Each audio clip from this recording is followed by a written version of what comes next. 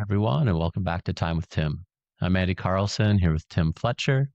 Today, we're coming back to a conversation that affected a lot of people. A year ago, we spent 4 weeks with Jenna Miscavige talking through her childhood inside Scientology and the healing that's followed since she left. Jenna, it's really good to have you back. Yay, it's good to be back. I'm so excited to be with you, to be talking to you guys again.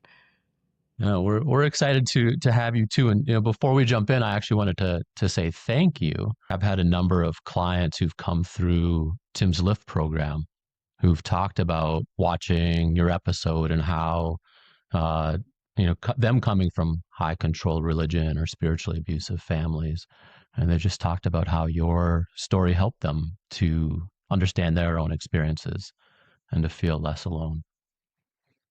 That is actually so amazing. That's so cool. That's really good to know. Yeah, it's something that a lot of people really resonated with. And so to start today, we want to give you some space, just to ask you, what's this last year been like for you? Maybe what's shifted, what's been hard, what stood out for you? Okay, yeah. I feel like this last year has been like, a, I feel like every year I say this, but this last year was like insane. Like there's been so many good things and like so many really, really hard things. And it seems like the world has me on the fast track to like learn a lot of things or to be extremely traumatized or something. But yeah, so there's like just like a lot been going on, a lot of big changes in my family, in my relationships, and in my friendships. And yeah, like so it's like kind of weird how you can have like some of the greatest times and some of the worst times all in the same year. And it's both like can really get you down. And then when you look and see how much you've learned in that time too, it's like, well, I could have never learned those many things so quickly if I hadn't had all these crazy things happen. Yeah. So I would say that this year I have had difficulty in my relationship. It's like been up and down. I feel like I'm in a good place right now, but I've had to learn a lot of things that and I feel like it goes through so many phases. Like there's the phase where you're um like the phase where I'm like a victim. I'm like, why like this person, like where you're blaming only the other person or actually just like things are hard, you're doing your best, and then go to just blaming the other person and then sort of realizing that it's easy to blame the other person. It's like a drug kind of, and the internet really facilitates that drug sometimes. And in some cases, those like labels and things like that work because I guess they're true, but also it's just a really easy way to never grow. And so I realize that when I dedicate myself to growing, I'll notice things about myself. And like in this case, it was like I noticed this thing that I do in therapy, but it was just one thing that I thought of that I wanted to that I wanted to ask you about, if you don't mind, but it's like dissociating. Um, and it's almost like sometimes I've noticed that I know what certain things are and I even know when it's happening, but I'm like, yeah, I'm still doing it and I still don't know. So I guess knowing it is the first step, but like sort of course correcting is hard because it's like a habit and it's like a rut that I'm in, and it's like takes like mental strength to go out of it. But when I'm not really sure what the right way looks like, it can be like I don't even know where to start with it. And so like I guess it's like a two-pronged thing. It's like where if like it's kind of interesting because like on one hand, if like my partner is like slightly impatient or irritable, I take this, like, it gives me so much anxiety and it actually hurts me a lot. And so, of course, like, he could try to be less irritable or whatever, but it's like, will be something slight and then I'll be hurt and then I'll start to shut down and then it will like build and then I won't even hear anything that he's saying. Like, I literally have no idea what he's saying. And even if I'm on the phone, I'll just like turn down the volume to low and then this like weird calm will come over me and then he'll stop so I can respond and I'll be like, I have no idea what you just said. Like, I've got nothing. And it's not even like this calm in a good way. It's like this, like, at first it's good, but it's like becomes this like lethargic, like, I'm just like, ugh. And then I sort of started like where I can't even communicate. Like, I actually fully shut down. And one of the things I started doing was texting when I feel like I literally can't talk. And that usually helps, but also I don't want, like, I want to be able to get out of that. Because then the other thing I realized too was that often I will be irritated. Because then I started learning about fawning, actually, because my friend Vanessa said she was listening to your video on it. And so I started listening to it and I was like, oh, I realize there's times when I get really irritated, but I don't say what I'm irritated about. So I like just suck it up instead of being like, excuse me, that's really annoying.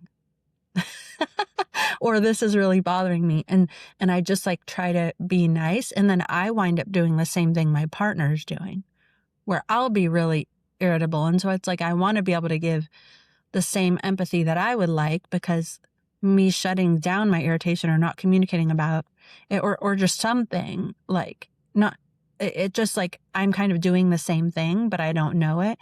Anyway, so it's just like I just realized that it's like this little cycle that perpetuates itself. And then sometimes it's good to talk about every single thing. And then sometimes it's too much. And then it's all just, I'm sorry, Tim, I really set you up. Well, that was excellent. The really big picture, I think what I want people to hear is that many couples get caught into loops or cycles and they don't know how to get out of them. And so they just keep repeating them. So he gets triggered, which triggers you, and then that triggers him even more. And it just, you go back to old behaviors and you just spin and spin and spin. And it's very frustrating for people. So to go to your particular thing, are you familiar with the window of tolerance? Mm-mm. Okay, so it's part of polyvagal theory. So what it basically says is that when we're in a safe, connected place, a good place where we can connect with people, then our brain's at maximum brain power. We're able to be creative. We're able to be authentic. We show all our emotions. That's our safe place. That's where we experience connection and contentment. That's the good place. That is what we want to be. That's where our nervous system is relaxed, and our nervous system then lets our brain do its full thing, lets all of our emotions out. Okay. So the question becomes, what happens though when you start to feel stress or fear building? So there's a window of tolerance that we have. So there's a bit of stress, there's a bit of fear, but I'm still in a good place. So I can use tools to manage that. I can talk about it. I can self-regulate and all of those things. So I'm in the window of tolerance. But if it keeps building, it's going to get to the edge of that window. And then as soon as it goes beyond it, now I feel overwhelmed in my nervous system. Mm-hmm. I don't know what to do. This is too much. So now it's not just that stress is building, but now fear is building. And this to me is critical for you, because for a child, if you go back to a child, they're in there kind of feeling safe and comfy at home, but dad starts getting annoyed and irritated. So they're getting stressed out because something bad's going to happen, and they feel helpless to stop it. So there's that real powerless feeling that is there. And so dad keeps escalating, and then they get out of it. And so now somebody's going to get hurt. I can't stop it. My fear, my stress are way at a max. I'm too little to fight or flight. So that's the first two responses, but I don't have that option. So the brain goes to, we got to go to a third option, and that is freeze dissociation. So the brain actually, in the fight or flight option, where it gives me power. I could fight them. I could run fast. I get a shot of adrenaline, cortisol, and that turbocharges me to fight or flight. But to a child, that's not an option. I'm too little. So the brain does another chemical, and it's natural opiates in the brain, which shut you down, put you into a calm internal place. So I can't flee outside, but I can flee into an internal world that feels safe, where I can just tune everything out. I can go to my little cozy internal place and zone out. And so the opioids enable you to be able to do that. And that's why it feels good for a while, but afterwards it just feels lethargic. It just feels, because you've been drugged. The brain's drugged you. Yeah, right. To help you disconnect. So what I want you to see dissociation is I'm too little to handle the present. I'm too powerless to handle the present. The fear and the stress are building too much. I got to get out of here. So I got to be anywhere but the present. So I don't want to be present in the present. So I can be in the same room with somebody, but I'm checking out. You can keep talking, but I'm not present anymore. I'm in a different internal place. Yeah, that makes sense. Yeah. And it's interesting because, like, at first it's like, I feel bizarrely calm. Am I like a psycho? But then I'm like, I also feel frustrated because my logical, or like you said before, like creative urge to be proactive in resolving the conversation doesn't work. So I got nothing. And I feel like very annoyed because I'm like frozen in this place, and it's like, that's the key to me for you, is that little child, when that happens, they are powerless. So they need to be drugged because they have no other options to survive. So let's just retreat internally. For you, that's an old nervous system state. This is getting too much. My window of tolerance has been breached. Let's release opiates and go to our little safe spot. But you're an adult now. Your needs aren't being met. This isn't a fair relationship right now. We're not communicating. No, I'm not happy with this numbed out state. So anger and frustration is building. But the key to me is there's still two things that are carrying over from childhood. Number one, there's that sense of powerlessness, and I'm a victim, I can do nothing about it, that's been there for so long. That takes over. And it's not just that you feel helpless. Sometimes you just feel hopeless. So I know what I should do, but I feel hopeless to do anything about it. I don't know what tools to use. I don't know what to do. So you go back to that very hopeless feeling, like you're that little child who was truly a victim.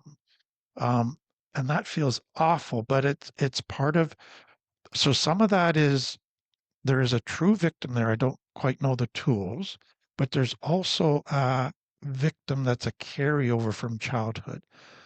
I just go to that default setting that I'm helpless when you're really not totally helpless. It just kind of feels like that right now. But that ties into the second thing, and that is, okay, I should do something, but then the second thing it kicks in, but I'm afraid. Right. Yeah. If I stand up for myself, if I say something, if I express myself, something bad will happen, because something bad has always happened.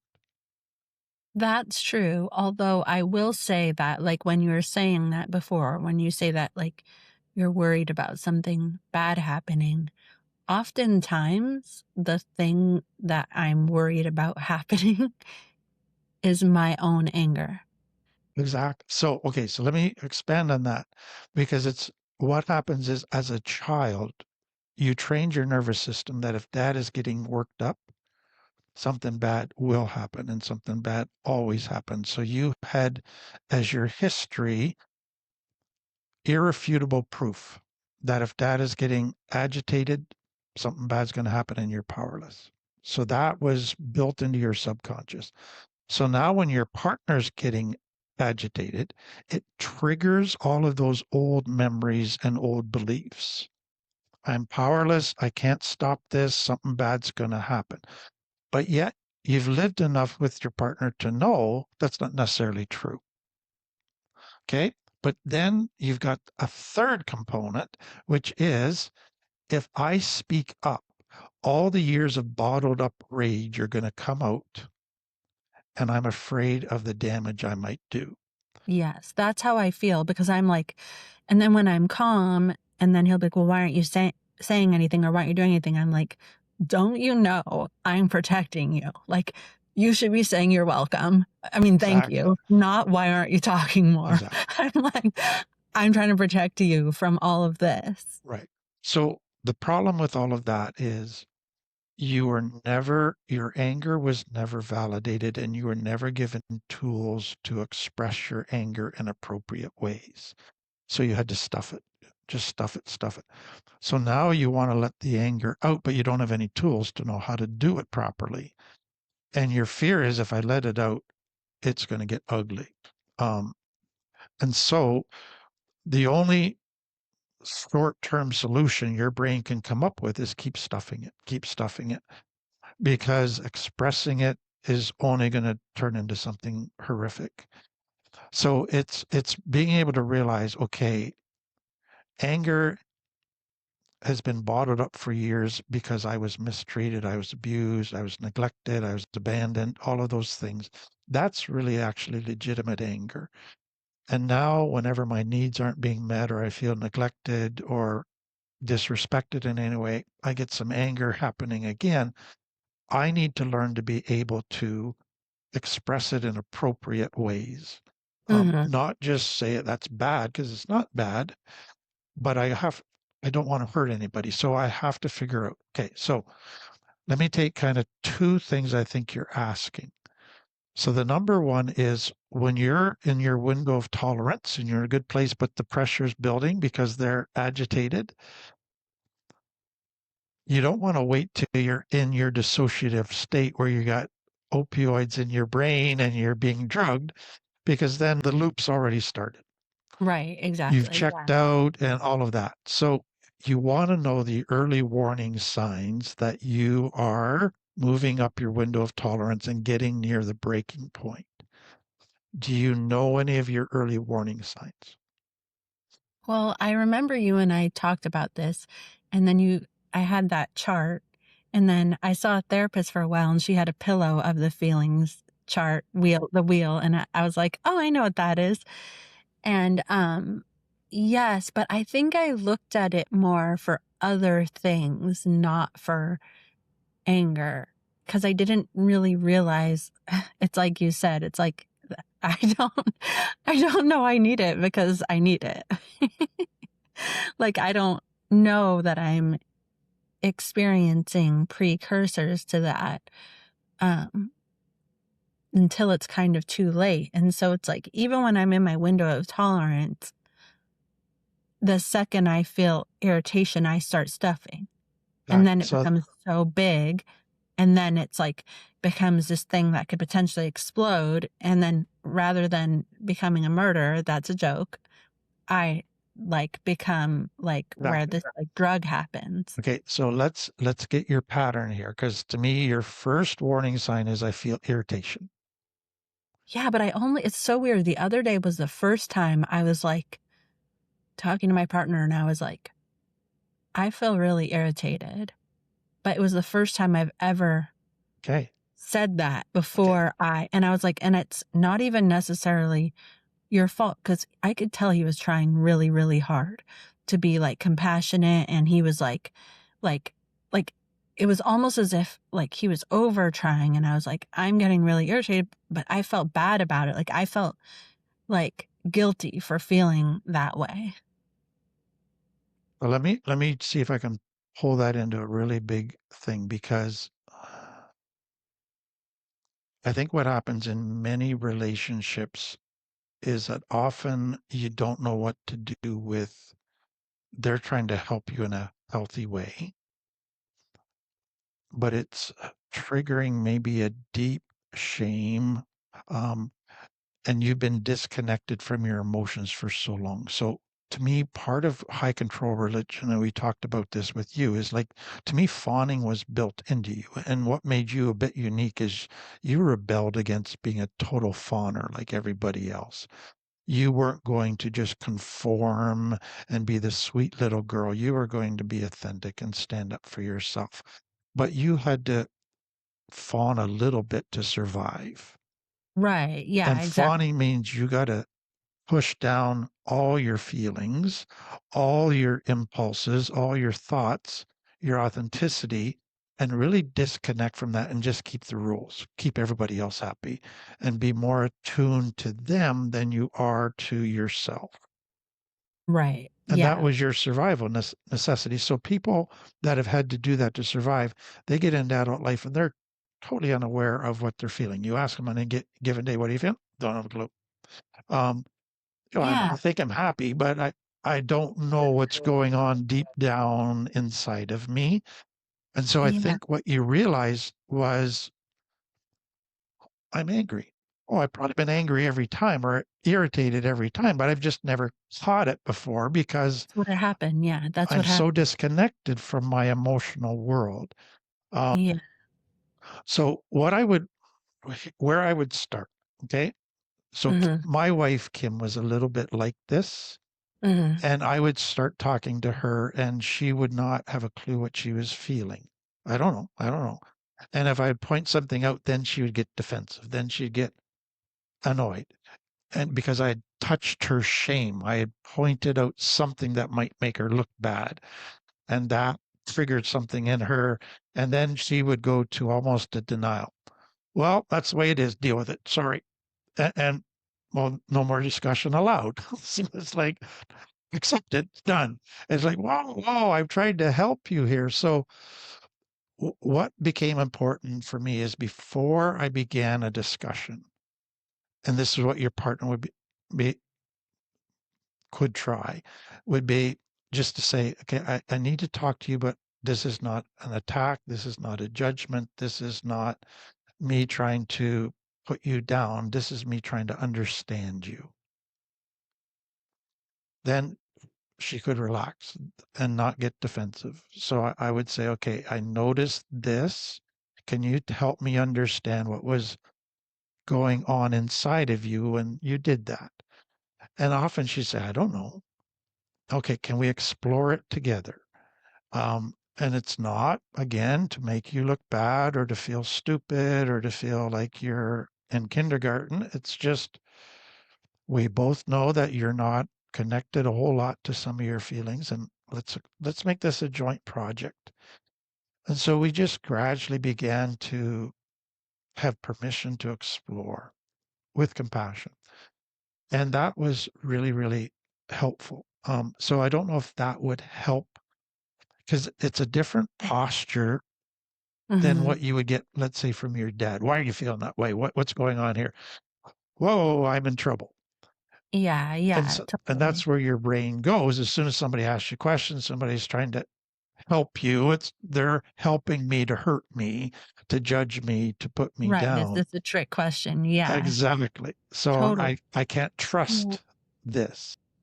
yeah. Yeah. Well, no, that makes sense. I mean, something you said before, which is that, like, that's when I said that I started to get irritated, and you said like it's triggering something else, like your shame or whatever. Like, in that instance, my partner he was trying to understand what I was saying really hard. He was like trying to listen and show that he was listening and cared. And so he was asking a lot of questions. And then I started to feel like, I've explained this in every way I can. Like, I started to feel like, am I not able, like, are you like trying to say that I'm a horrible communicator or that I'm bad at explaining it? Which is sometimes how I feel, like, if I'm on my YouTube channel, I'm like, am I horrible? Like, I always thought of myself as a good communicator, but I guess, like, I guess it's like this underlying thing that's like, am I just stupid? Because, like, I guess I get, being online, sometimes you get people who make rude comments. It's already hard to put yourself out there. And then it's like, sometimes I talk slowly because I think before I talk. And sometimes that takes a while. Usually I'm asking myself questions internally rather than asking them out loud. And he's kind of the opposite. He asks out loud. And I was just like thinking that, like, I just for some reason was telling myself, like, he thinks that I'm stupid, and like I'm not, and saying that I'm not explaining it well. And when I finally like said that to him, or because I was finally like, I'm getting really irritated. I don't know why. It's clear that you're trying really hard. Actually don't know why. And then he was like, okay, well, what's going on? I was like, I just feel like I'm answering and you keep asking a question. And he was like, oh, that's funny, because I felt like you thought that I was stupid because I was asking so many questions. Like, he was like, I would be the stupid one in this. But it's just like funny how this like past shame like comes back to like haunt So, you, or there's so can I ask you a couple questions connected to that? Hopefully leads to some more insight. So when you're in that window of tolerance where you feel safe and connected, you feel good about. So how do you feel about yourself when you're in that really good place? I mean, I honestly genuinely feel great about myself. Okay. And how do you I feel have about. great ideas. I'm creative. Like, I Good, have like so much I want to do. Like, good. yeah. And how do you feel about your partner when you're in that place? Also good. I'm like, Okay, we can do all these things together, and I'm so lucky. He's really smart, and we can talk about these things, and okay. yeah. So when you're in dissociative state, shut down, surviving, Uh, fear happening, stress happening, how do you feel about yourself? I feel like, what's wrong with me? I don't know what to do. I don't know anything, and I feel kind of like I've fucked this up again, and I fuck everything up, etc. Isn't that interesting? Two very Jennas just appeared, depending on what state you're in. Yeah, yeah. In fact, I kind of do go to like, I mess everything up. Exactly. Like, I mess everything good up. And how do you feel about your partner when you're in that survival state? I feel like I wish that he would disappear, Right. because whatever he's saying is, I don't even care why. I just like can't. I just can't with this. And but bizarrely, if he does, like, when he does take a step back, if he does, or if I even ask him to, the second he's gone, that state disappears, and then I Exactly. get angry. Okay. The So anger comes out, and then I start sending mean messages.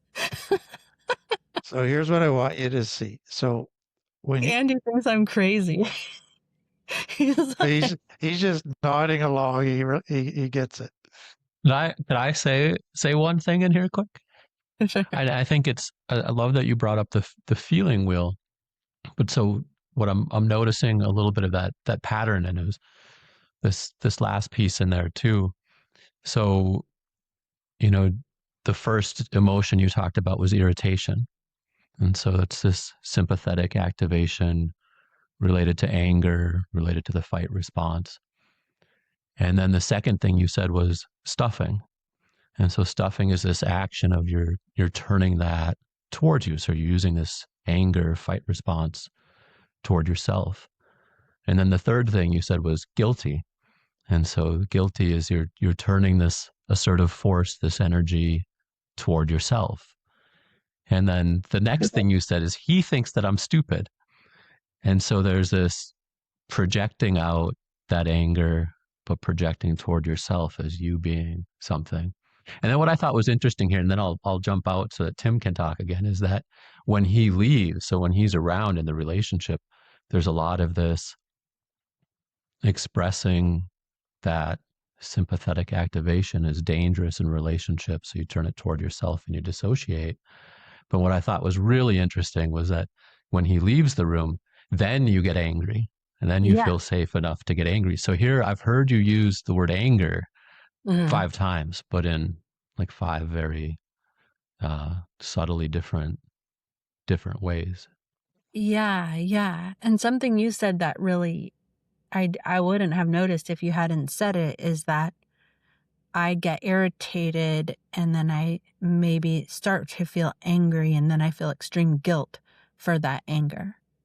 I feel like a lot of guilt and actually like, and then so I stuff it because I'm like, that's horrible. And then and then I feel like when I feel guilty, I feel like someone's trying to shame me, which isn't necessarily true. Exactly. So So it's let like, me see if I can pull that together. So when you're in that good place, you feel good about yourself, feel good about your partner, you feel creative, you feel all of those positive identity things.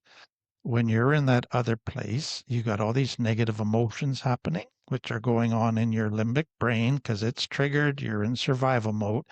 So what your brain has to do then is to create a story that matches your emotions. It doesn't match the facts, it matches your emotions. So I yeah, feel stupid, so he must think I'm stupid. I feel right. like I fucked it up again, so he must think I'm a loser. So Yeah. you go to all of these negative things and Hmm. you assume everybody else is thinking them. So you're in this very much shame controlled, fear controlled state.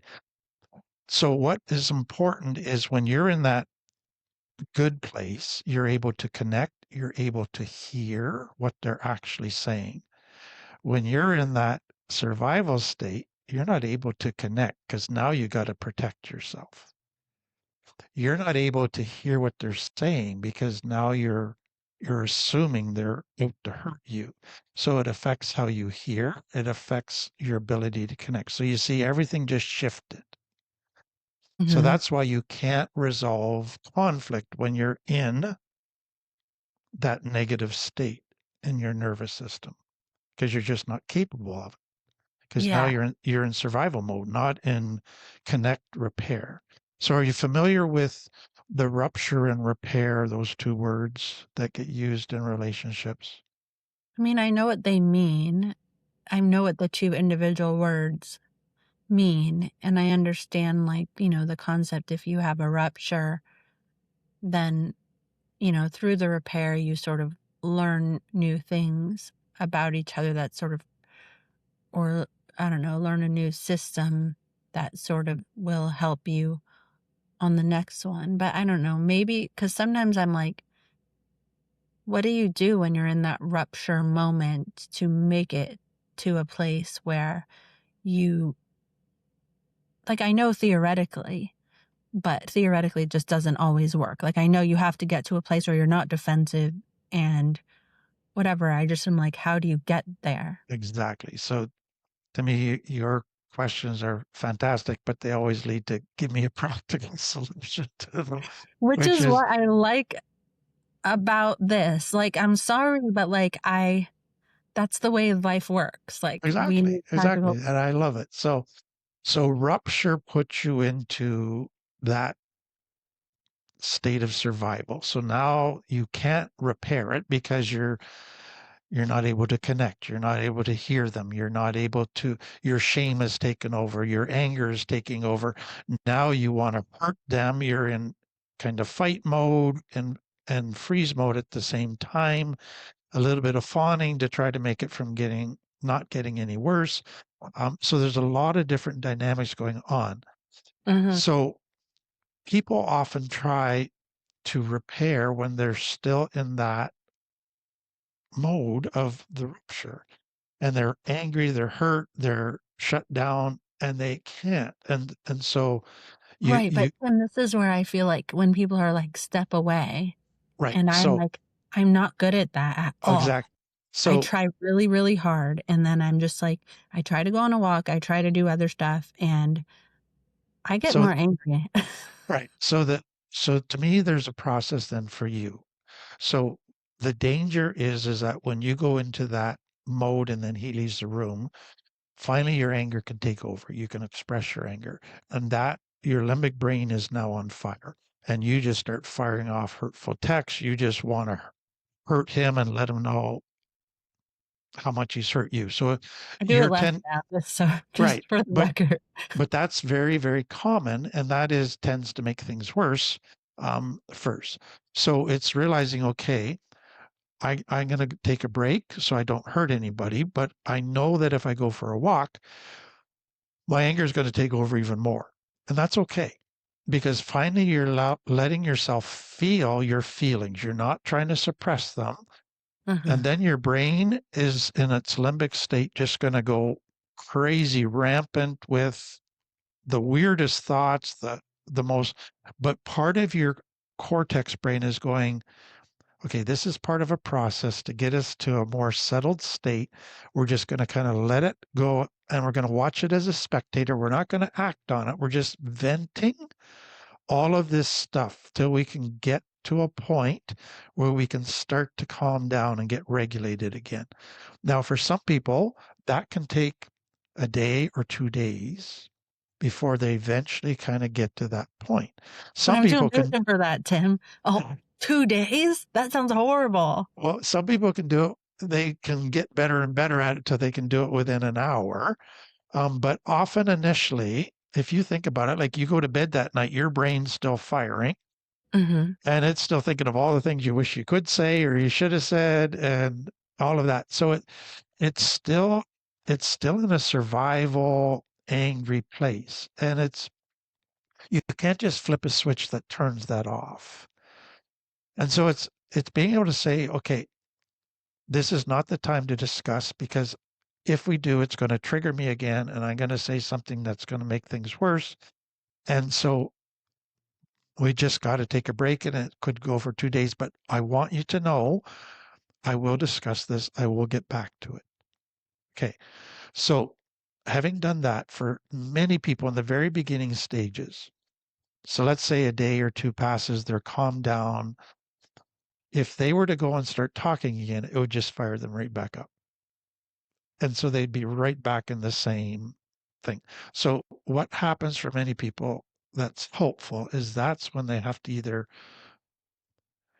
when they know they're fully calmed down, they can talk to a friend who's going to be able to be kind of a regulator, who's going to say, Jenna, you're probably misreading that, or Jenna, you're right out to lunch on that. And they're really going to help you kind of get back to seeing stuff accurately. Then in that place, you can write like a letter and say, here's what I felt, but here's what I'm realizing. Here's how I was feeling. Here's what I was thinking. Here's what I want. Here's what my needs are. And then you can go and just read the letter. And that helps you keep your emotions kind of under control. And you're saying, please don't respond. Just hear me read my letter. And then after I'm done, then we can talk. So you have to, it almost sounds like it's almost sounds juvenile, but you got to set a very strict system in place because it's basically realizing that my emotions, I'm just not able right now to regulate them unless I have strict rules, a very careful system in Yeah, yeah. place that helps me get through to the conversation and discussion and repair. Yeah, So yeah. one other thing with that, once you're in back in that good place, that's when you've written the letter, that's when you've read the letter. But what you then understand is after a rupture, even in a good place, you don't necessarily repair it the first time. You have to come at repair from a couple different angles because they may not understand you clearly the first time. They may have a question. Well, what do you mean about that? What about this? And so it's being able to realize, okay, repair might take 4 or 5 tries, but we're going to keep coming at it from different angles until we're able to get it. Okay? Through line to all of this is patience. How do you get that? Huge patience. So let me just give you a couple other pieces that one of the things that is a challenge for you that you're addressing is that when you get dysregulated emotionally, you have a lot of difficulty getting regulated again. And so if he's dysregulated, then Mhm. that just makes things worse for you. Yeah, that's true. So what we need when we're dysregulated and we don't have the tools yet to regulate ourselves is we need a co-regulator, somebody that's going to come in that we can kind of mirror their nervous system that's calm, that's in a good place, and we Mhm. can kind of get adjusted and calm down and in line with them. Okay. So if that's where a friend can be of help, or so one of the things that I did with my wife was if she was worked up and I was in a very calm ventral regulated place, is I would come in and she's a touch person. I'm not. She's a touch person. But I would take both of her hands in mine and I would look her in the eyes and I'd say, "Sweetheart, we are not enemies here. I'm not trying to defeat you. We're on the same team. We're trying to find a solution together. Can we work as a team?" So just me holding her hands and being close, then sometimes she'd say, "Could you just give me a hug?" And I just hold her like for half a minute. Now, you might not be that touch person and that might just trigger you, but But it's often we're long distance, so that's kind of hard, but okay. when we're in person, yeah, that So definitely would be helpful. what I'm wanting you to see, and I think you are, is this takes a lot of time, but what you're learning as a couple is there's like 1,000 pieces to Yes. having a healthy conflict and repairing a rupture. And Yeah. there's 1,000 pieces for me to get myself regulated again. So I might have to go for a walk. I might have to wait a couple of days. I might have to journal. I might have to talk to a friend. I might have to go and just scream for a while to get it all out. But then I'm going to start to kind of get regulated again. So you got to gradually figure out, and you only do this trial and error, piece by piece, but you gradually figure out what regulates me. What are the things that I can do to regulate me?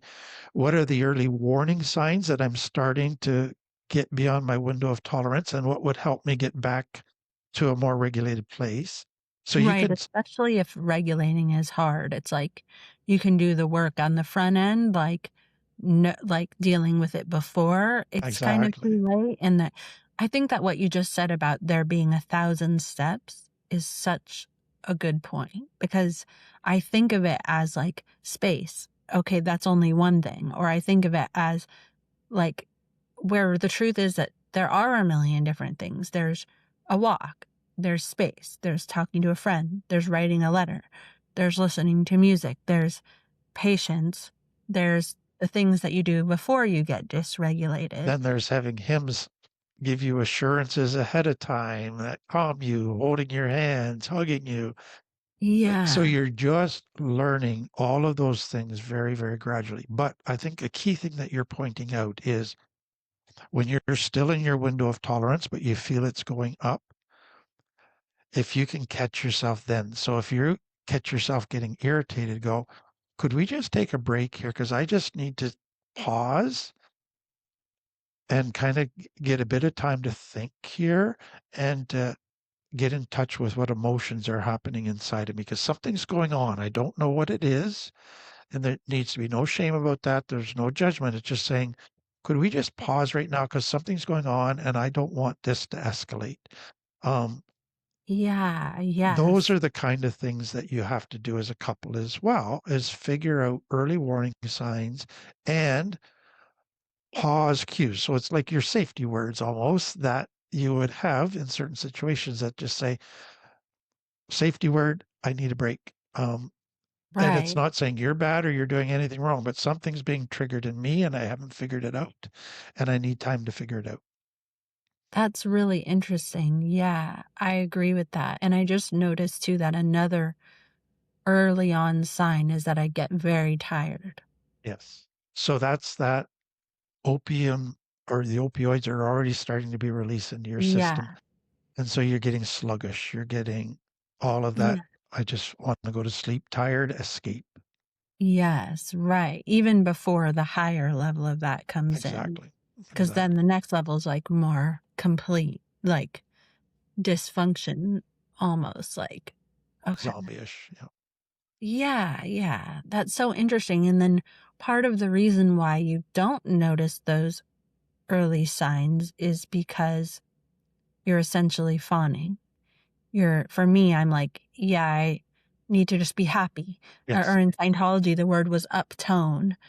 And it's like where you're always like happy or enthusiastic, and anything that's happening to you, it's like if you complain or whatever, you're just being a victim, where it's not really like me saying that I'm feeling this way isn't me being a victim. It's not me saying that the other person did something wrong.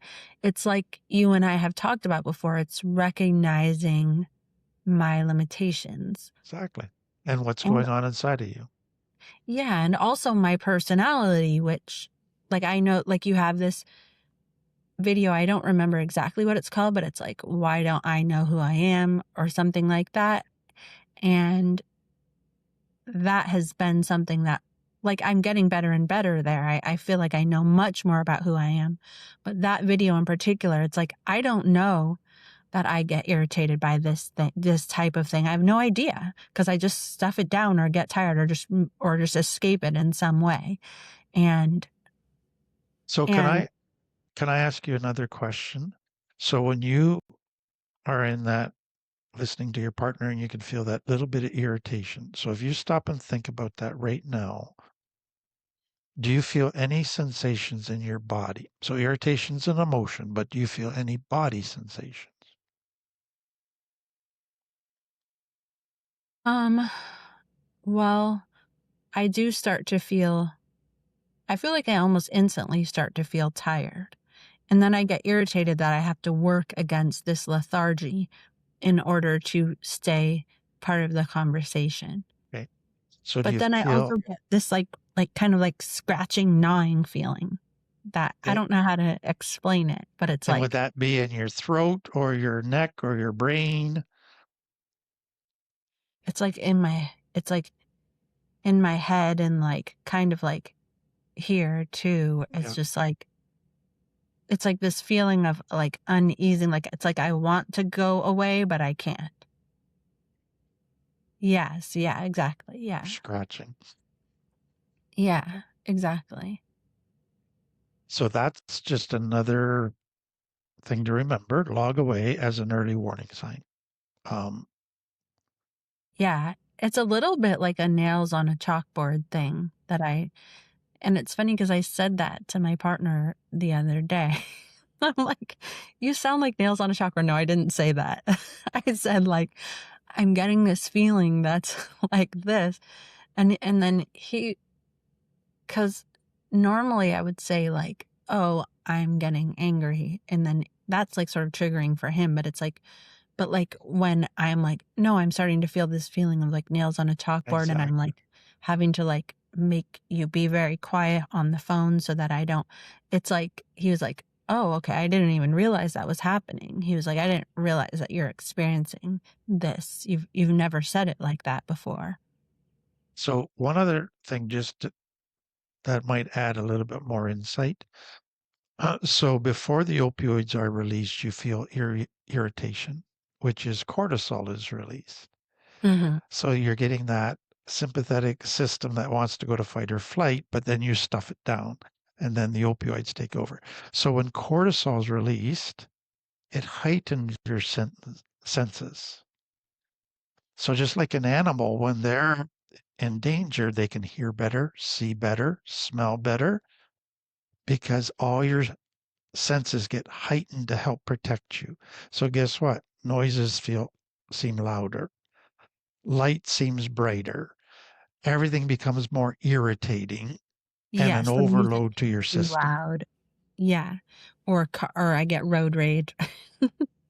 Or like, yeah, no, it's true, but this weird thing happens. Like I've noticed, okay, like for example, if I am very tired and I drink caffeine, it does not help me. It makes me feel both higher alert and unable to perform in that way. So it's sluggish. So it becomes this like two opposing forces. And then that's where I feel that gnawing, trapped feeling. That is like extreme. So it's like extreme irritation. That's exactly how Exactly. I feel.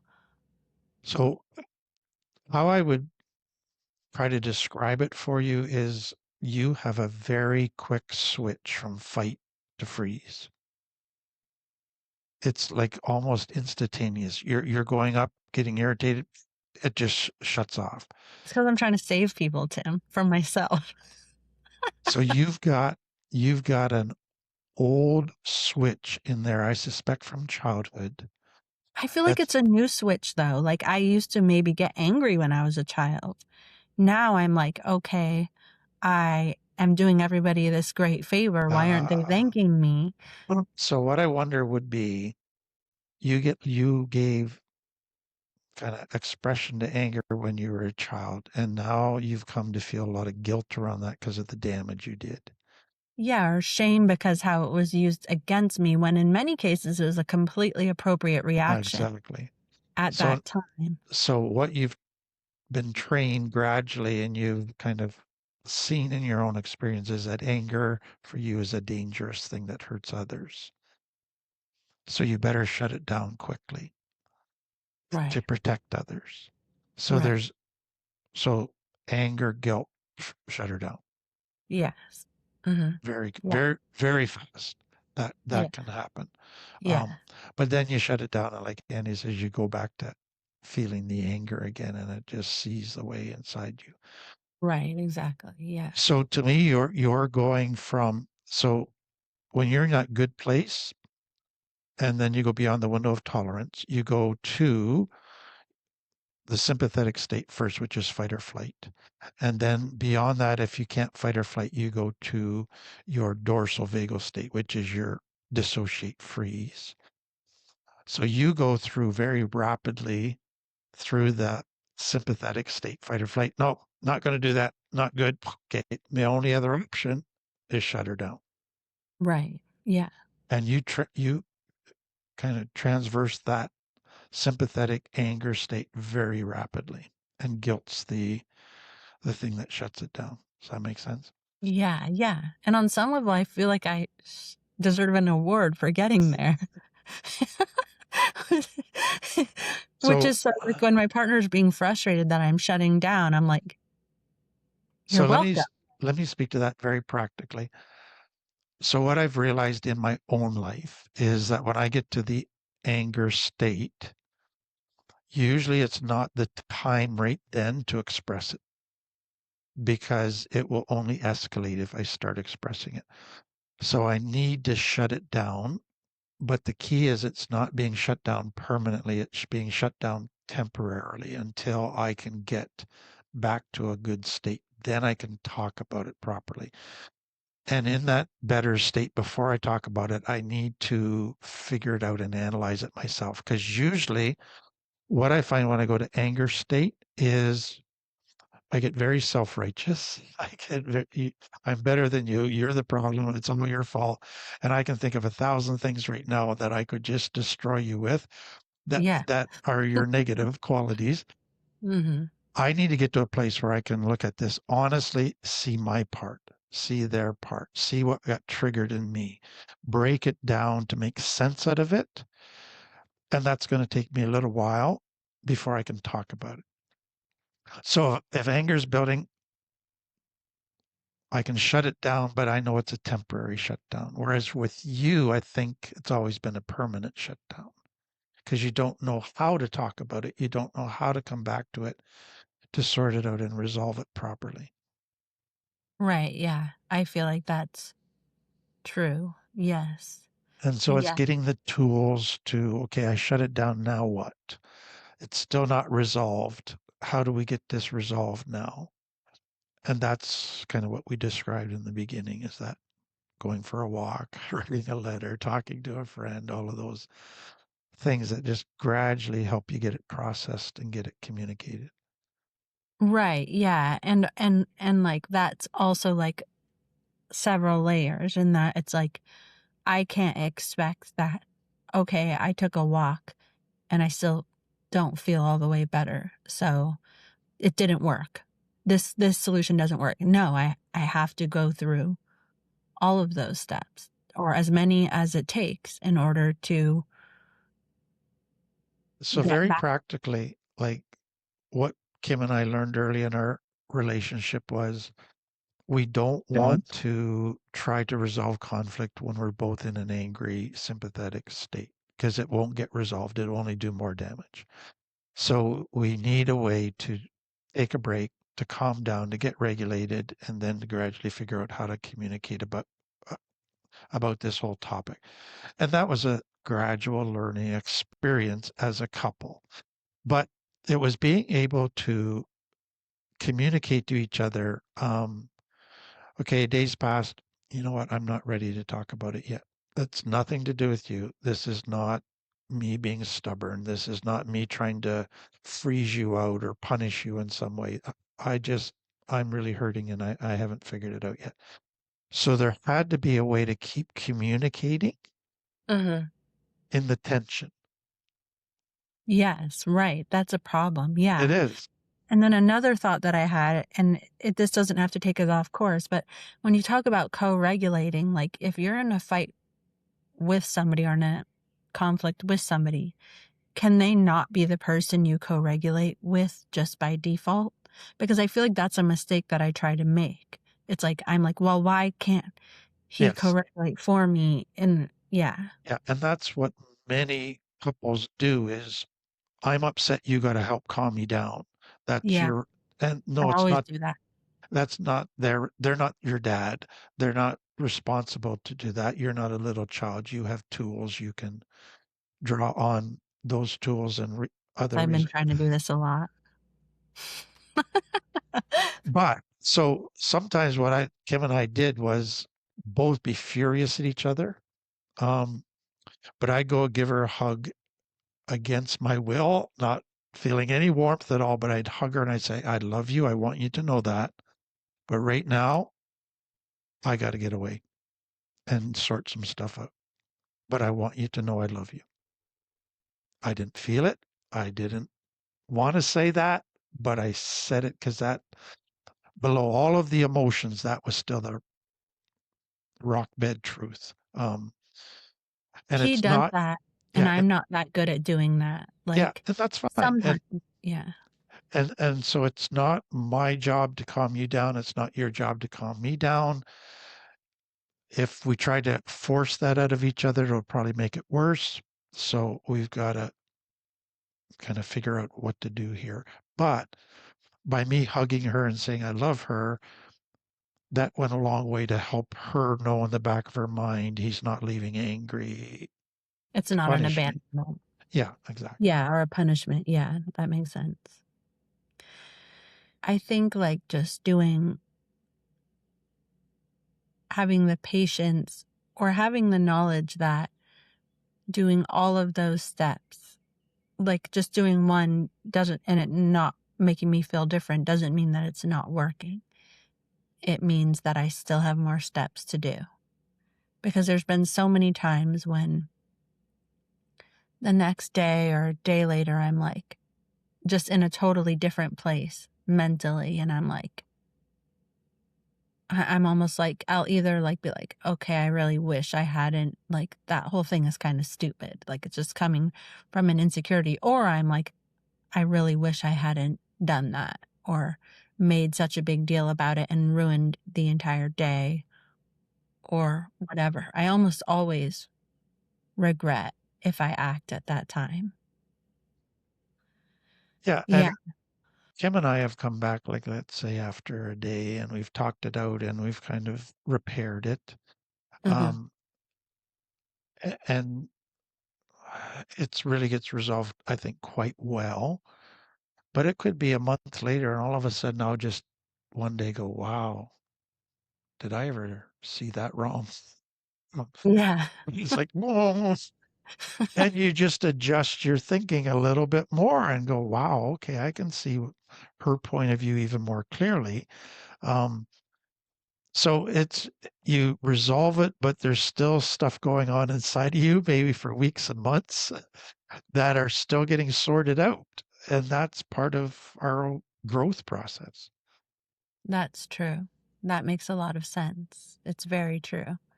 And I guess sometimes you can get to a point where, especially if you're in the conflict too, you're over analyzing something that you need to let it go for a little bit and let it take your mind off of it. Cause sometimes your mind is solving things in the background. Like that's what I do with work. If I don't know an answer to something, I don't like be a dead horse constantly and try to dedicate. I'm like, I need to do something else. My mind will do this work for me. But I don't tend to do that with conflict ever. Exactly. That's Yeah. when And we it just, beat a dead horse. right. Yeah. And it's interesting how there's just so many layers because I think I don't do it because of like abandonment things. But I also now it's getting to the point where that's not such an issue. So maybe that's something that, that will help me as well because it's like, okay, no matter what, I know that if I don't resolve this right this second, it will be okay. But it's just almost crazy how you're set up for failure when there's just so many layers of shame, of coping, of like wanting to escape, of wanting to control your anger, and also abandonment, and so many things. It's like, when people say to me sometimes in my comments, they're like, you're set up for failure. And I'm just kind of like, no, I'm not. I'm fine. But that's when I'm in my good phase. That's when I'm in my good mood. But in those moments when I'm like, I fuck everything up. Why do I do everything wrong? That's exactly how it feels. And yeah. And I guess on that same note, like, I do feel like as I'm talking about this, I feel like everybody has these things. Like everybody has some degree of complex trauma. But yes, I might have certain things more so because I grew up in a cult. But there gets to like, I actually feel like everyone has this to some degree. Maybe some have have it like more one thing more than the other or less of one thing. But I feel like we just all kind of do this because we're trying to sort of protect ourselves in these coping mechanisms we have. We don't rethink them as adults because even though, in most cases people are, I guess in a normal families, which is just kind of like a myth, I guess it does exist, but people are getting their needs met. But at some point, just by nature of being helpless as a child, you're going to have needs that don't get met. So it's not about like, oh, I'm so much worse of a victim than everybody else. It's like, no, I just maybe have more clear habits that I have to get out of. But it's like, I guess sometimes when people say that in my comments, I get like a little bit like it seems condescending and like, oh yeah, you're so messed up. And I'm like, no, I'm fine.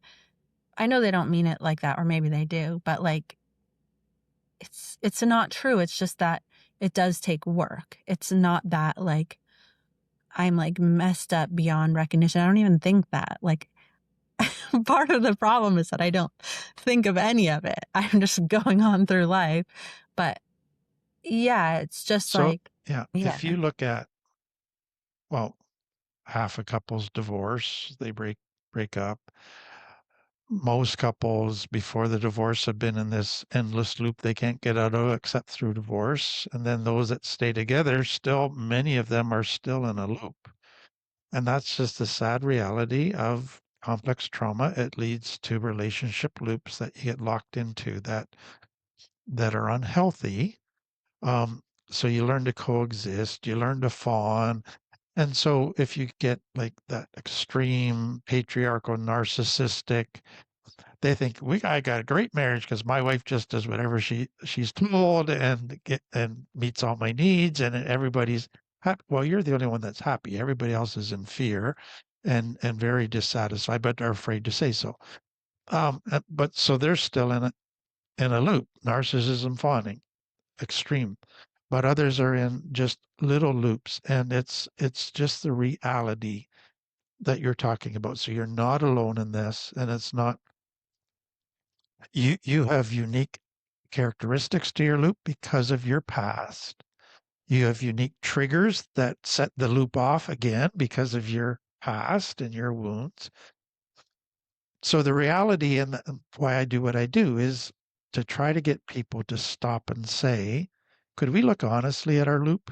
Could we look honestly at what we do as coping mechanisms over and over and over again? And we're sometimes happy, but a lot of times we're not. But why is that? Could somebody please break it down and be honest about it? Most people are afraid to. Because if they start getting honest, it might all fall apart. And then they'd have nothing. And then, well, being stuck in a loop is better than no loop at all. And so and then there's all the societal pressures and family pressures that you got to maintain this. So to me, the courage to finally ask the hard questions and make the changes to try to change the loop so that you can get into healthier dynamics. It's huge courage. And it takes a lot of work to do that, especially since you've been doing it for years. So if you look at you and your partner, they grew up in a certain family that probably had its own loops. Right. And you Yeah. learned that those were just normal. You learned how to go along with that and kind of survive in that. And so you get together and you just naturally try to recreate that because you're familiar with it. And it's Right. like, whoa, whoa, whoa, whoa, whoa, whoa.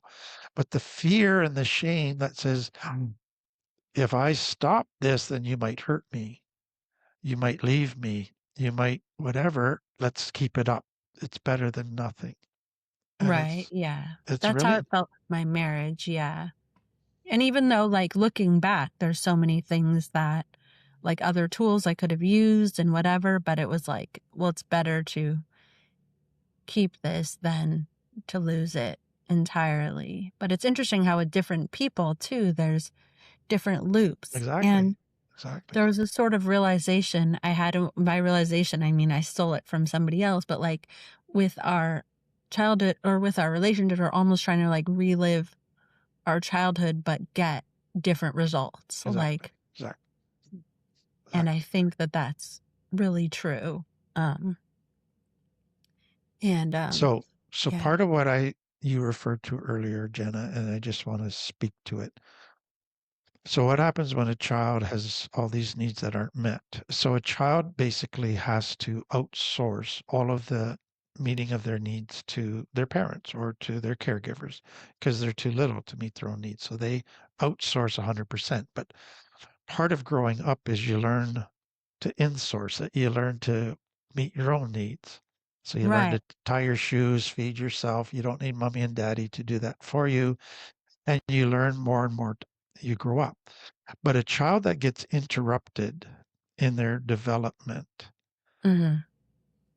and has to just stuff everything down and just focus on survival, then they get to adult life and, oh, finally somebody loves me. Okay, I'll outsource all my needs to them.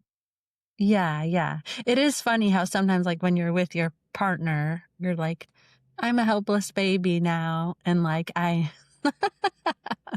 which is like safety to some degree, but And then that's also, why we do it, is it feels safe and secure to have somebody take care of me. But yeah, actually, I'm trying to return to that child that was so wounded and dependent that nobody cared for and get that taken care of. And it's realizing, no, that's natural longing, but it's not necessarily healthy. yeah, you get part of that, safety and care, but you don't get to go full. Full on Oh, helpless. baby, yeah, like you can't soothe yourself or you can't. Yeah, it's true. That's a really good point, actually.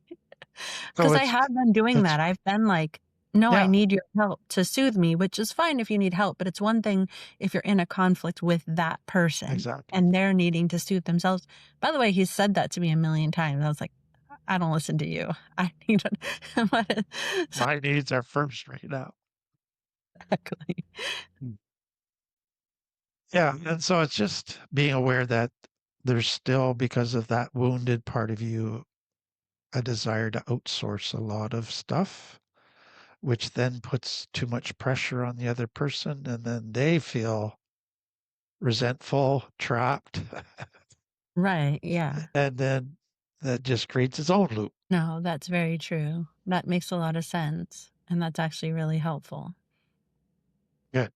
Should we let Andy have a little word in edgewise here? Poor Andy, yes. Please. I've been enjoying this. I think something, Jenna, that you might appreciate. So, Tim talks like there's the thousand steps. One of one of the ways I like to look at it is before, during, and after.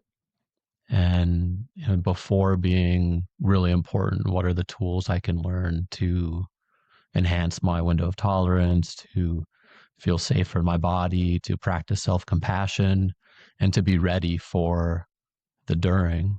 And that during could be 2 minutes, 2 hours, 2 days, 2 weeks. And so, what are the tools? How do I co regulate? Where do I look? What are the boundaries I set? How do I take care of myself and take care of the relationship?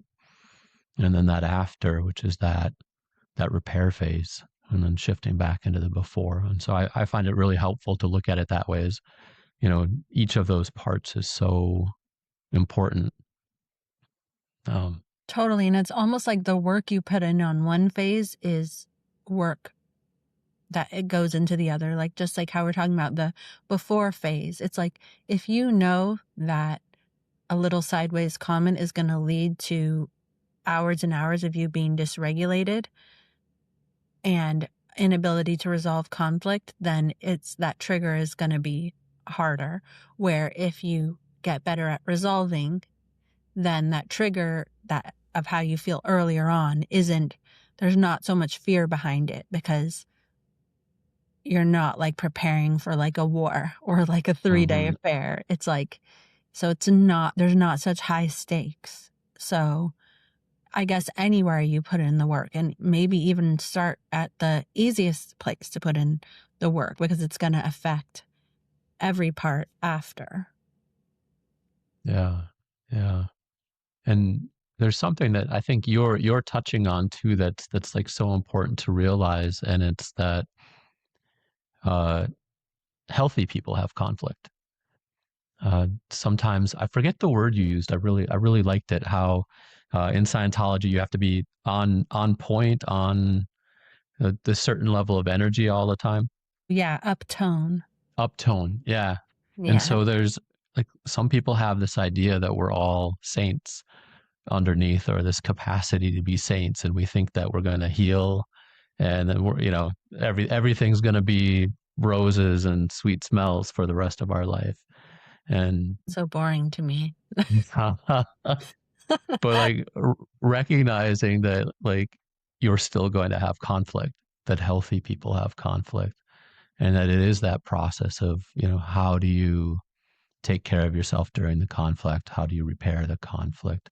It's those tools that you use and the work that you do on yourself that's the difference between the degree of how safe you feel, or the degree of how much you experience that conflict. Yeah. And I hope if like, do we have like another few minutes? There's another thing one thing you said, Tim, when I was talking about getting angry and then the story you start telling yourself about the other person. Um, Sometimes, not just like, so in my scenario, it's almost like that story that you start telling yourself about the other person. Okay, I was thinking of this the other day because I went back to where I first found you, and it was on your Theo Vaughn talk that you did with him. And he talks a bit at the beginning about like being concerned about people becoming victims and sort of wallowing in this self-pity thing. And I feel like there's two aspects of this. One is that sometimes men are terrified of saying that they're a victim, which I think is its own thing. And, without having to say you're a victim all the time, recognizing that you were at one point victimized is a very important thing, rather than just stuffing that down. But then on the other hand, being a victim or saying that it's all the other person is sort of a drug that you can give yourself to feel good at that moment. And sometimes people get stuck in that drug endlessly, and the stories that they are willing to tell themselves about other people, like it's almost like you can just start making up stories, like, and if that one story proves not to be true, then you'll just make up another one, because it's not that story that you're connected to. It's not really that thing that you're saying that they did bad. It's the feeling of being a victim that makes you feel like, I don't know, it makes you feel okay. So if I can just... Yeah. It makes you ease your shame or something.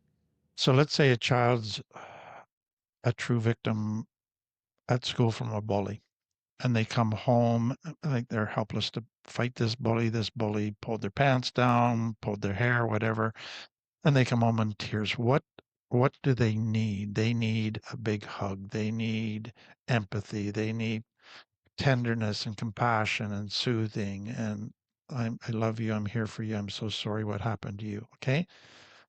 Complex trauma, often a child is a victim of dad's anger, of mom's whatever. They cry and they get told, smarten up. They get punished. They get told you're weak. They get whatever. So you don't get comfort. You don't get all of the things that you need. You just got to shove it down. You get more pain added on if you show that you're a victim. So what do you learn?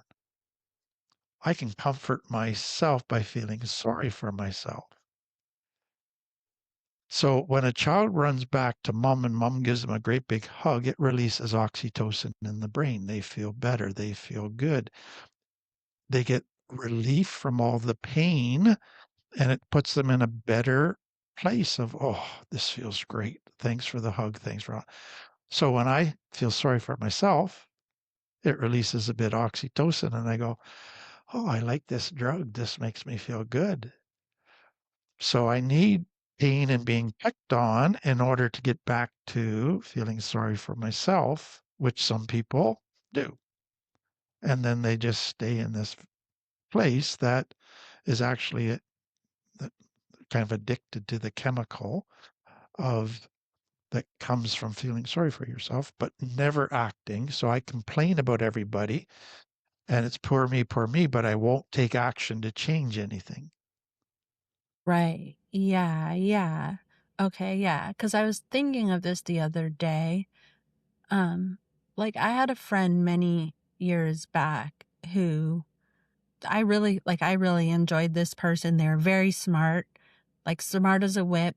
They they had like a certain way of looking at things that was like really helpful to me in recognizing some of the things we went through as kids. But he also said, like, Jenna, we're so fucked up that, this person also grew up in Scientology, that it's like we've been through so much that we can't even be expected to hold down a regular job. Like that's too much for us. We're all too traumatized. And then at that time, like I understood where he was coming from. And even like, I think a little bit about your story, Tim. Like I remember you said that at one time you were having like, you were so burned out, and then you went and like you worked at this farm and stuff like that. Although I guess that's still working. So it's like, I can almost relate to that, but also like it can become I don't mean you. I mean, I can relate to what he's saying. I can relate to what happened with you too, but like with what he's saying, where it's like, there is a world in which I could very much see that when you're working from when you're a really young kid. And, I started working when I was 6 years old, and it's like, you just like, are instantly go out into the world and having to work again, and you have responsibilities and kids, and it can become too much. But also, like, I feel like that's a path you can go down that's dangerous because you have to work. So, and also, like, if you're not doing that, it's like you just get in your head and think about things all day, and you think about how you can't do this. And then, like, I've gone down that path a little bit, and then I realized, like, no, I actually have quite a lot of skills and I want to work. And if I don't, it's extremely frustrating and so on. And it's just like, almost like, I don't know how. Yeah, it's like this, like, it's almost can be a little bit addicting, or it's something that appears to be helping you when you say it and giving empathy for yourself, but really it winds up actually hurting you in the long run. Right. So there's a lot of pieces there, but first is there is a difference between self-compassion and feeling sorry for yourself. So feeling sorry for yourself invites a helplessness and a poor me. A self-compassion goes, I am in a tough spot. I am hurting. I am being honest about it. I need to take care of myself. I need to comfort myself, but I need to figure out what I need to do to meet my needs and to grow. So people can confuse those two, but there is definitely a difference. Secondly, I think for many, when I was going through that experience, people sometimes would go, well, what got you through it? So to me, there's two key things. I don't know if know anybody that's kind of had spinal cord injury and then they haven't been able to walk for a while and now they go back to physiotherapy to try to learn to walk again. Well, the guy doesn't say to them, okay, here's a chapter on learning to walk again, read it, and then get up and walk. No, this is going to be a 1 year journey of, if we make a little bit of progress every day, fantastic. But we're going to have days that we're not going to feel like we make any progress at all. But you're retraining your muscles, you're getting your brain healed and firing again, and so that you can walk. You're learning coordination, you're learning balance. Like, you got so many different things. Be patient with the process. And so a lot of people, like somebody coming out of Scientology, was, we're not ready for a job. True, you're not ready for a job today, but maybe in a couple of years, if you slowly keep working on your stuff, you'll be ready for a job. And so, yes, you're a victim today. You're still going to be a victim tomorrow. But if you keep working, you're going to eventually get to a place where you have the agency necessary to do a job. And so I think a lot of people get stuck in victim because they look for an instant fix to victim. Unless you can give me a quick solution where I'm instantly not a victim, then, oh, well, too much. I guess I'll never get better. And it's like, whoa, whoa, whoa, whoa. A child didn't learn to walk one day by just standing up and walking perfectly. They learned by falling on their face, taking a couple of steps. It was a slow, gradual, messy process. And that's what it's going to be for you to acquire agency to get out of this very legitimate victim place from all your trauma. Then the next. That's really good advice, because if somebody is like feeling like, okay, well, I tried not to, like, just say they tried to get a job, it was horrible for them. It's like, maybe that big step, Right. where it's too big of a step, where it's like, okay, let's start with 1 day a week, or let's start with a job that is not requiring like big, I don't know, like complex Exactly. thinking or huge amounts of heavy labor. It's like, no, you start small, because So then. when I was in my 7 years after disability, having to give up my job, I was at a point where, okay, I can't go back to what I was doing. I know that. I don't have the resources, the tools. I know that if I even try, I'll just slide right back to this place. But I have to do something. I don't feel like doing anything. I'd like to just sit here and kind of, like a pig in the mire, wallow in self-pity and get lost in my head and all the excuses why I can't do anything. But I got to somehow figure a way to put one foot in front of the other and do something that I can do. And that's why, okay, I've always loved helping on a farm. I'll go offer to help on a farm. And okay, feed the animals, clean out the horse's stall. Okay, I can do that. And work a few hours a day, go home. And gradually you build more and more stuff. And so it's accepting where you're at, starting where you're at, and figuring out a step that's attainable where you're at. And then I guess the danger of if you don't sort of start small, then it's like, it's like, okay, that's proof that I'm a failure and I can't You set do yourself up anything. to fail. Yeah. Yeah. One of the things that you had shared was how hard it was to trust your own perception. And I was wondering, what this last year has taught you about trusting yourself, and maybe where you are in maybe trusting your own intuition, your own gut, your own perception. Okay. Yeah. I mean, I think that that's like sort of a complicated thing because there has been a large portion of my life where I'm like, I've like had to only see things the Scientology way. And so just default is seeing something in a different light and whatever I thought was unacceptable. But then there's also a world in which, like, I do think that, looking at something and seeing it in a certain way, where we always see things through filters, and there's certain ways of looking at things that can make us feel better about ourselves that, like, I don't know. I guess on one hand, I think it's like bad not to trust your first thought. But on the other hand, I'm like, no, you actually like need to police yourself, and not morally, for your own good. Like, if I want my life to be, okay, I know I didn't, this person did this and it pissed me off and I don't like them. Like, do I want to live the type of life where I'm like deciding things about other people just for my comfort?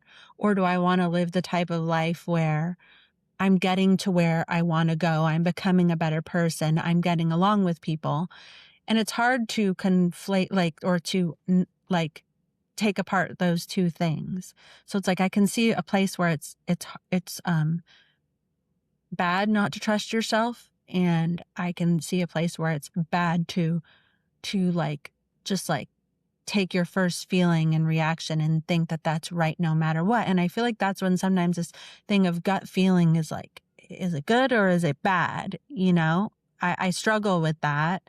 And I've gone from being like, okay, I should take my first feeling, to being like, no, I think that on some level, intelligence is knowing that there's other points of view there. And it's almost just like kind of depends on your goal, you know? So can I speak into that? Because to me, it's again, just about everybody coming out of complex trauma goes through this. So you want to listen to your gut, but then you realize that you still get triggered and you jump to conclusions about people that are negative. And so is that my gut? Is that Yeah. a trigger? Whatever. So learning to distinguish between your gut and old trigger responses becomes a really critical part of growth. Um, so if you were to travel with me and my wife and our kids, okay, and we were going to a family thing or to a social event or whatever, this would have happened 5 years ago. After the event, the kids would come to me and go, Dad, this is what I picked up. Am I reading this accurately, or is this just me being triggered by something in that person? And so what I'm saying is they had somebody to bounce off of that would be able to say, yeah, that's what I picked up too. Or no, I didn't quite pick that up, but I picked up this. And then they're developing their gut, they're developing their intuition. So it gets more and more accurate. So now when we go anywhere, they come to me and go, this is what I picked up. Yep. And it's like, okay, like you've grown a lot in the last years that now you're reading things really well. Um, and sometimes I'll go to them and I'll say, this is what I picked up. Is that what you picked up? And we'll compare notes on it. And so what I'm saying is, for most of us, we can't resolve that internal. Is this my gut or is this an old trigger? We can't resolve that within our own head because we'll drive ourselves crazy. We Right. need a safe person that has a good intuition that we can bounce stuff off of that will kind of mentor us, surrogate parent us, that begins to help us develop those qualities better. And the more we develop them and the more we realize, wow, my gut matched what their gut was, then we gain a confidence that I can trust my gut. Especially if they have no skin in the game too. Exactly. No, they're Exactly. not in. Yeah, that makes sense. And then I think also as over time you learn more about your own triggers, Exactly. and you learn to even mitigate them to like not always make them about other people, your gut becomes more pure gut feeling rather than Yeah. just a big jumble. And one of the things that I've learned about myself is that often I'll go in. So let's say I go in and I meet somebody and they're, let's say, a pure narcissist. And my gut picks up, okay, something's off here. They're doing a lot of fawning. They're really greasy, oily, smarmy, whatever word you want to use. And I'm picking up on something here. And so I'm cautious. But then my old triggers, they could jump in and they go, let's crucify this person. Let's put them in the worst possible light possible. And let's build a case about how terrible they are. And so now we bring part of the old into the new and actually get it all mixed up and messed up. But Right. Totally. Yeah. Yeah, exactly. So it is kind of like, so it's being aware of, okay, the good gut part just went beyond a healthy boundary and it's now into territory that's unhealthy. And I need to rein that part back and just go, here's what I'm sensing needs a boundary. I don't need to develop it any more than that. I don't need to try to fix them or put them in their place. Well, so I guess what it comes down to then is like, if you are having a gut feeling that's in a negative way about someone, it does always mean something. It's just not necessarily always only about them. It also means something about you. It's like alerting there's something. If you're feeling that way, there's a reason, whether it's because of the past or whatever. So it's not like you're not crazy. Right. It's just So, you don't know exactly what it is all the time. so Brene Brown in her new book on leadership does an excellent thing on intuition. And it's really saying there's kind of two pieces to intuition that we need to understand. So the one is if you think of yourself as a child growing up, you developed a radar that was attuned to mom, that was attuned to dad, that picked up their patterns. So you knew if mom put on perfume and makeup or whatever, if dad's voice changed a little bit, if he put his keys down a certain way, like they all meant something. So you picked up thousands of little components of mom and dad's pattern of when they're in a good place, when they're not in a good place. So now when you meet somebody and they match one of those danger pieces of mom and dad, your intuition. So that intuition is based on patterns of danger that you Right. It's real. It's exactly. So it's based on years of research that you've had to develop patterns of what is dangerous. Okay, so that's part one. Part two is neuroception, which is part of your polyvagal, your vagus nerve. And what it is my nervous system listens to your nervous system. So it's not through your five senses. I sense your nervous system. And if you're it's like an angry, if energy field or something that exactly. Influences. Yeah. Yeah, Okay. so I sense whether you're safe or not. So it's not based on patterns, it's based on the energy of your nervous system. So you see the two parts? Yes. Yeah. And I've had that as well. Yeah. Where I'm like, hmm. Exactly. And so it's Yeah. learning to listen to both parts. Because if you look at the patterns part, if you grew up with a lot of, let's say you had a narcissistic dad, but he was very nice and gave you lots of gifts and he was sweet, et cetera, et cetera, et cetera. And it was pretty good childhood, it seems, in a lot of ways. Like you had a lot of really good things happening. And so now you go into a relationship and somebody's not a narcissist, they're very healthy. That is something that causes you to go, oh, danger. This isn't matching the pattern. This isn't matching what I thought was good. Right. Yeah. Or even if they start getting you gifts, but you know that you're going to have to pay for it in some way later, or it's going to be used to like extract, like you Yeah. owe them or something. Yeah. You Then you can be like, leverage. right. Yeah. But then that's not really their intention. They're just giving Exactly. you a gift. Exactly.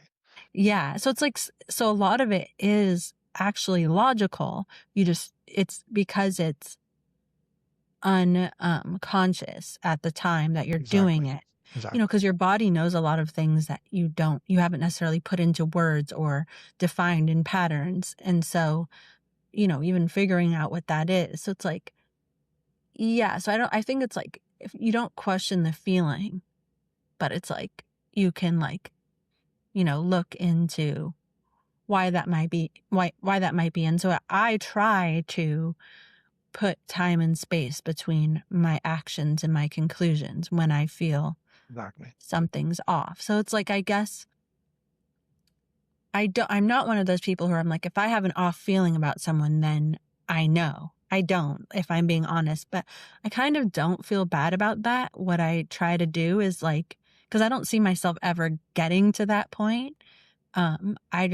I will be like, I'm not going to be committing to like being in Exactly. a partnership You're going with to be that cautious. person, or yeah, I'll just like try to get more information kind of, Exactly. And whether it's about them or that's to me. me very healthy. And Yeah. a big part of what we teach and you're talking about is so much of what comes out of our childhood is in the subconscious. And there are millions of things that are operating down there in the subconscious that are creating feelings and sensations inside of us that we don't even understand. And so part of what you're going through, and it's fantastic to watch, we all go through it, is bringing the subconscious to the conscious. And that takes time, that takes learning, that takes experiences where we gradually begin to, what is that feeling all about? And we begin to figure it out. Oh, okay, that makes sense. So we don't quickly jump to conclusions when we get a feeling because we realize, I don't really know for sure what this is about. It could be a good thing, could be a bad thing, could be warning me about something, it could be a trigger. I don't really know. I need to give myself permission to take some time to investigate. Yes. Yeah. That's a good way of putting it too, is giving myself permission to not have to make a choice right now, not having the pressure. Yeah, but be cautious and have good boundaries so I don't get burned by this. Yeah, totally. Yeah, that makes sense. Well, this has been a wonderful chat. Jenna, thank you for your openness again. Thank you. Thank you so much for your time. Thank you, both of you. It's like, it's honestly like one of the partnerships that I'm most excited about and that I value the most. And, yeah, it just means so much that you guys even care enough to talk with me about this stuff. So thank you. Our pleasure. Andy, Thanks, Jenna. Before we close, I was wondering if there's anything that you'd like to share for the people listening who might see parts of themselves in your story or your experience. I'm horrible when people like at the end, they're like, what's the answer to this one question? But I mean, honestly, I feel like today I did a video that was pointing people to your guys' community, because there's so many people who are healing together there. And I remember when Shannon was telling me about the courses, and like, I just feel like the thought of people trying to learn from each other, I feel like you've mentioned this before, Andy, the shared humanity is absolutely the most stunningly beautiful, gorgeous thing about this world. It's what makes it a wonderful place. And so your channel, Tim, and your guys' whole program, and even the self-led courses, it's just, when my two friends told me this week that they were listening to your videos and learning from it, you know, one of them was like, I'm on a break from therapy, I can't afford it right now. It's like, how amazing is that? How cool that this thing exists that's solely just to help people. So I feel like I would point people in your direction, to, like, you know, if you want to find other people who are like you, who've been through difficult things. So many people watch my channel, they grew up in another cult, or they just had a difficult childhood. We're all more similar than we think that we are. Like, people are like, okay, I didn't grow up in Scientology, but no, I find so much more common ground with people than I find myself being different from them. And so it's like, finding that shared humanity with people who want to grow is just a wonderful thing. So yeah, so go towards Tim and Andy and those courses and meetings and that sort of thing. I love you referencing the shared humanity. It's so beautiful. Yeah. So thank you, Jenna, for coming back and sharing your humanity with us, and just the way that you're willing to be so open and so vulnerable. It's so valuable, and we're grateful for the way that you show up in your life and that you show up here with us. So thank you for trusting us with another chapter. And to everyone listening, thank you for joining us today, and we'll see you next time. Take care of yourselves. Thank you for joining us on the Time with Tim podcast. If you'd like to share your own experiences or have questions, feel free to email us at podcasts@timfletcher.ca. Want to learn more about complex trauma? Subscribe to Tim Fletcher's YouTube channel for past lectures and his Friday night Tim Talks. You can also connect with us on Instagram, Facebook, LinkedIn, and TikTok. Looking for more support?